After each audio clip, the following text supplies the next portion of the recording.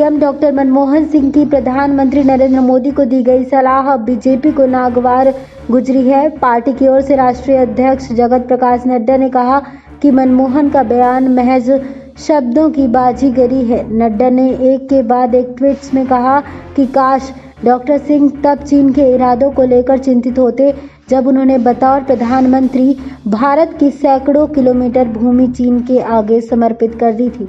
BJP अध्यक्ष ने आरोप लगाया कि 2010 से 2013 के बीच चीन ने 600 से ज़्यादा बार एलएसी पर अचानक आक्रमण किया।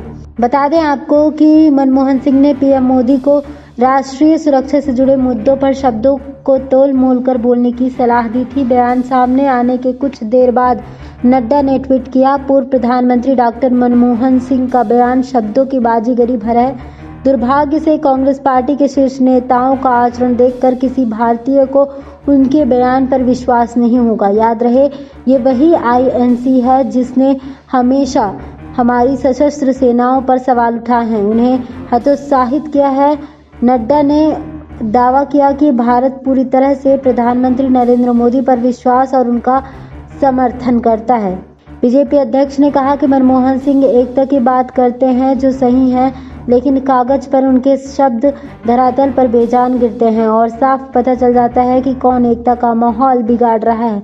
उम्मीद है कि डॉक्टर सिंह की अपनी पार्टी में तो बात सुनी जाएगी। इसके साथ नड्डा ने कांग्रेस सांसद राहुल गांधी और अन्य विपक्षी पार्टियों के ट्वीट साझा किए जिनमें कांग्रेस नेता का रुख विरोधी नजर आ रहा था।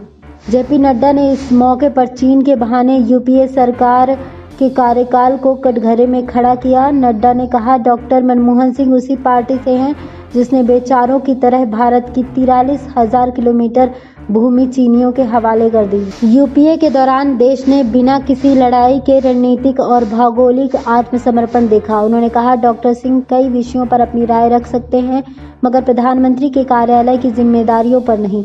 यूपीए में उस कार्यालय की गरिमा घटी और हमारी सशस्त्र सेनाओं का अपमान हुआ। एनडीए ने उसे बदला है। सिंह ने अपने बयान में कहा था कि प्रधानमंत्री को अपने शब्दों और ऐलानों से देश की सुरक्षा और सामरिक और भूभागीय हितों पर पड़ने वाले असर को लेकर बेहद सावधान रहना चाहिए। उन्होंने कहा कि हम सरकार को आगाह करेंगे कि भ्रामक प्रचार कभी भी कूटनीति तथा मजबूत नेतृत्व का विकल्प नहीं हो सकता।